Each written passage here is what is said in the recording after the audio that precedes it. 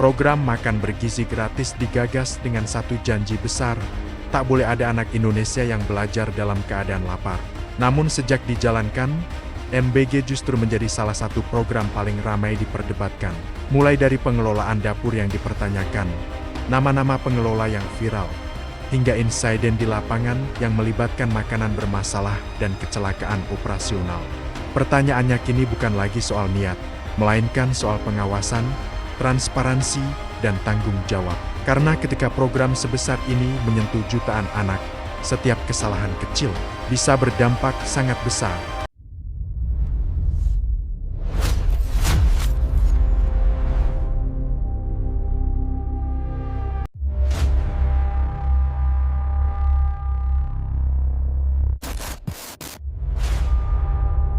Apa itu MBG? MBG adalah program nasional yang menyediakan makanan bergizi tanpa biaya untuk anak sekolah, ibu hamil, lansia, dan kelompok rentan di Indonesia.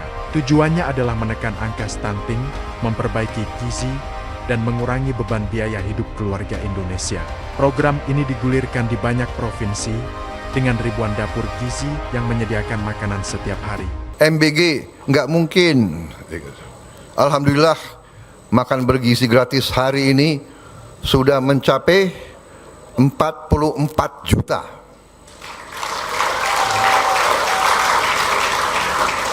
Salah satu prestasi tercepat terbesar di dunia. Presiden Brazil menyampaikan ke saya, Brazil memerlukan 11 tahun untuk mencapai 40 juta. Kita belum sampai 12 bulan sudah mencapai 44 juta. Tapi kita tahu kita tidak puas karena sasaran kita adalah 82,9 juta. Kasus viral Yasika Aulia, satu nama yang ramai dibicarakan publik, Yasika Aulia Ramadhani, seorang mahasiswi 20 tahun yang viral karena disebut mengelola 41 dapur program makan bergizi gratis di Sulawesi Selatan. Yasika diketahui merupakan putri wakil ketua DPR di Sulawesi Selatan dan berperan sebagai pembina yayasan yang menjalankan dapur MBG di Makassar, Parepare, Gua, dan Baum. Dalam pernyataannya, yayasan ini mengklaim fokus pada gizi anak dan pemberdayaan tenaga kerja lokal. Namun di ruang publik, muncul satu pertanyaan kunci, bagaimana mekanisme pembagian dapur MBG, dan apakah sistem ini benar-benar menjamin pemerataan? Menanggapi polemik tersebut, Badan Gizi Nasional menyebut proses pengelolaan dapur dilakukan lewat sistem portal resmi, tanpa melihat latar belakang pribadi. Kasus ini bukan soal satu orang, melainkan soal transparansi dan keadilan dalam program sebesar MBG.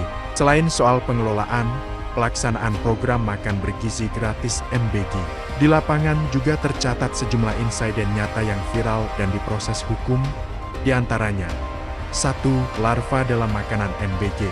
Di Tuban, Jawa Timur, video siswa yang menemukan larva belatung dalam menu MBG di SMA atau SMK Negeri Tambakboyo, Kabupaten Tuban viral di media sosial memicu sorotan soal kebersihan dan kontrol mutu makanan.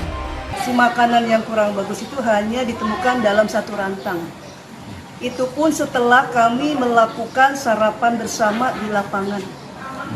Seperti itu. Ketika kami ada laporan dari guru, kami langsung bersama dengan tim menghubungi STPG ya. Dan kami juga langsung mengambil tindakan-tindakan persuasif. Artinya makanan itu dipisahkan. 2. Mobil operasional MBG tabrak siswa SD Negeri Kalibaru 01, Jakarta Utara. Di Jakarta Utara, SD Negeri Kalibaru 01 Pagi Cilincing, sebuah mobil pengantar menu MBG justru menabrak 19 siswa dan satu guru sekolah saat sedang berkegiatan pagi. Kejadian ini menarik perhatian aparat dan diproses polisi, serta mendapat perhatian tokoh masyarakat yang meminta evaluasi keselamatan sekolah dan tata kelola MBG. Lihat dari CCTV yang ada, jadi kendaraan datang dari arah sisi sebelah kanan sekolah ya, sempat berhenti sebentar di pintu masuk, namun tiba-tiba terlihat seperti bertambah kecepatan. Nah ini yang kita faktor penyebab kenapa bertambah kecepatan, apakah salah injak pedal atau yang lain, ini masih kita dalam. 3. Kasus keracunan pangan terkait MBG, sebaran nasional. Data resmi menunjukkan bahwa program MBG mengontribusikan persentasi yang signifikan terhadap kasus keracunan pangan nasional, dengan ratusan hingga ribuan orang mengalami mual, pusing, atau dirawat akibat makanan MBG selama ke 2025. Poin-poin ini bukan diarahkan untuk menyalahkan pihak tertentu, tapi untuk menunjukkan bahwa ketika program dijalankan dalam skala besar, masih ada tantangan penting dalam pengawasan mutu, keselamatan operasional, dan keamanan pangan. Faktor yang harus terus diperbaiki demi keselamatan anak-anak dan komunitas yang menerima manfaat MBG. Alhamdulillah sampai sekarang Badan Gizi sudah membuat 1 miliar porsi makan. Ya, 1 miliar porsi makan. Masih zero, targetnya masih zero insiden nggak sih Pak? Kan Pak Ya, Prabowo tahu harus lah, itu harus zero insiden. Kita kan ingin membuat anak cerdas, sehat, kuat, ya harus makanannya dikonsumsi dengan baik dan tidak menimbulkan gangguan pencernaan. Program MBG digadang sebagai harapan besar untuk meningkatkan gizi masyarakat Indonesia. Namun ketika dijalankan dalam skala besar, setiap celah akan berada di bawah sorotan publik. Kasus viral Yasika Aulia, hingga insiden keracunan makanan, temuan menu bermasalah, dan kecelakaan mobil operasional MBG menunjukkan satu hal, program sebesar ini bukan hanya soal niat baik, tapi pengelolaan dan tanggung jawab di lapangan.